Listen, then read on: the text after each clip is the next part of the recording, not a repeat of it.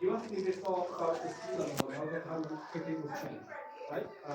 Yeah, so I just want to point out here you can see this is the original street level, right? So it's much weapons. You can see some of them over there. Those are most of them long sticks with either hooks or very little horses and very little cavalry. So to combat the enemy cavalry, they'd use these long sticks. They'd use to pull soldiers off their horses and then kill them once they were on horses. And then very simply find weak spots in the soldier's armor and pistola.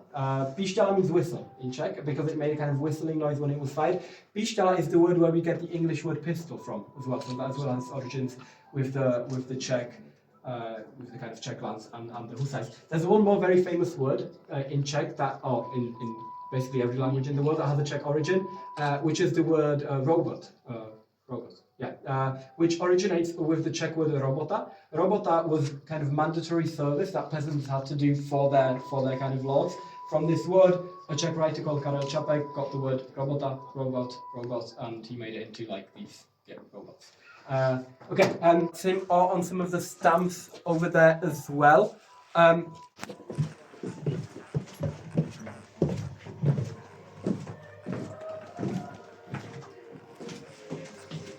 Anybody recognize the scary guy at the back, the one you're taking a picture with?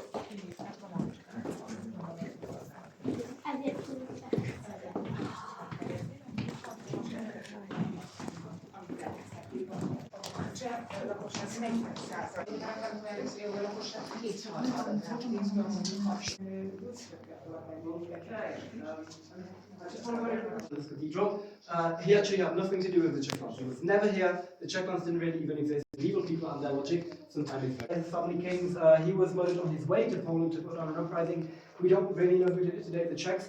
We would really want to blame the Polish for it, but we kind of don't have the evidence, so we can. And of course, Janos, we talked about him, right? He's the guy who was burned at the stake for disagreeing with the Catholic Church. You can see the first defenestration of Prague over here in 1419, and then a second. Any of you have studied European or are interested in European history, you might know 1618. That's the first day of the 30 Years' War. That actually started here in Prague. They all landed in a massive pile of horse poo. They survived. They got back to Vienna safe and sound. Started the 30. I'll tell you a little bit more. What? I want to point out the elephant in the room. Do you remember Rabbi Lev? Right. I also told you how in medieval times the Jewish population here, they weren't treated very well. Right. I told you about Emperor Charles, who we view as a very good king. Right. One of the things Charles would do when he needed money very quickly, he'd raise an army, he'd go through the Jewish ghetto of Prague, he'd take all the valuable things they had, and he would leave. Right. There's basically nobody here to kind of stop him. So legend says Rabbi Lev created the golem to protect and to serve the Jewish people of Prague, and the golem was this incredible creature. He was big, he was strong, he was capable, and he could do anything the rabbi wanted.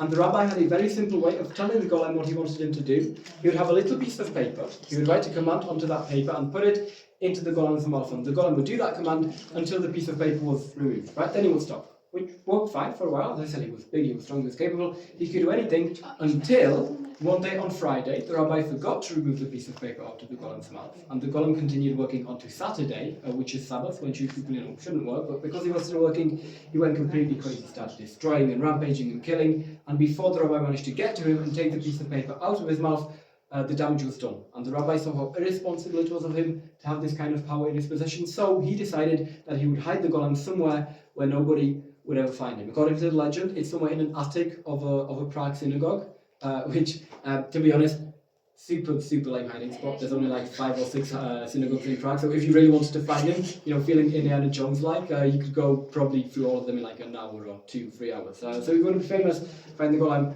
That is where I would start. So that's the legend of the golem. This room in general is supposed to give us a kind of idea of an alchemy lab. It does have like historical reason to it. In the 16th century, Prague was ruled by an Austrian king. The capital city, completely fascinated by science. Like he invited lots of kind of famous scientists. Just be gentle with him, make sure to be gentle with the golem. The guy who described the way the plants go around. So he was German, right? But he did a lot of the work here in Prague.